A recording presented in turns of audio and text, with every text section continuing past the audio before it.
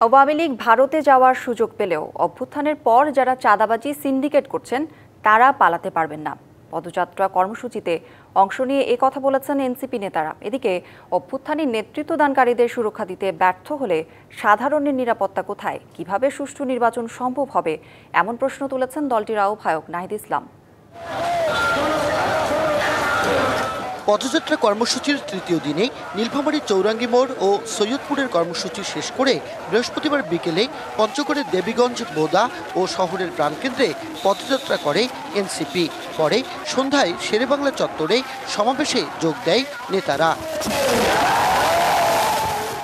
এ সময় সংবিধান পরিবর্তন করে নতুন বন্দোবস্তের মাধ্যমে বৈষম্য নিরসনের আওয়াজ তোলেন তারা।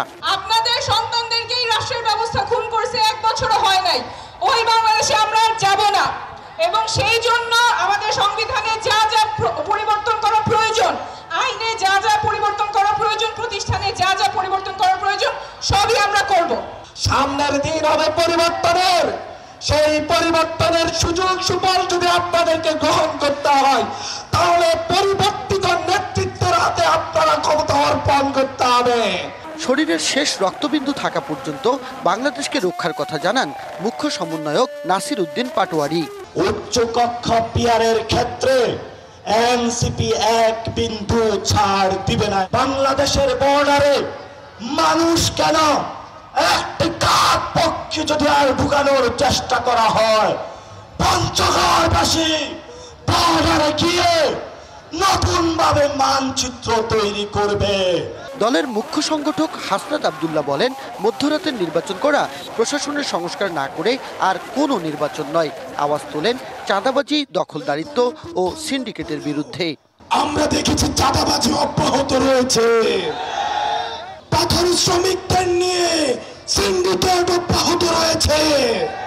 আমরা স্পষ্ট করে বলতে চাই, যারা এই চাঁদাবাজি করছেন, সিন্ডিকেট করছেন, আওয়ামী লীগ যে পথে, আপনারাও যাবেন সে পথে। এর আগে নীলফামারী চৌরাঙ্গী মোড়ের সংক্ষিপ্ত সমাবেশে দলের আহ্বায়ক নাহিদ ইসলাম দাবি করেন, অভ্যুত্থানের সকল আশা পূরণ হলেই নতুন রাজনৈতিক দল গঠন করতে হতো না।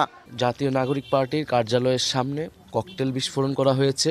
আমরা যে সারা দেশে পদযাত্রা করছি, আমাদের এই কর্মসূচিকে ব্যাঘাত ঘটানোর জন্য এই ধরনের কার্যক্রম করা হচ্ছে। দেশের আপামর মানুষের নিরাপত্তা এই প্রশাসন কিভাবে নিশ্চিত করবে, কিভাবে একটি সুষ্ঠু নির্বাচন এই পরিস্থিতিতে হবে, সেই প্রশ্ন কিন্তু আমাদের মধ্যে তৈরি হচ্ছে। শুক্রবার চতুর্থ দিনের কর্মসূচিতে ঠাকুরগাঁও ও দিনাজপুর জেলায় দেশ গড়ার জুলাই পদযাত্রা করবে জাতীয় নাগরিক party. Majed Masud, DBC news, Panchagarh.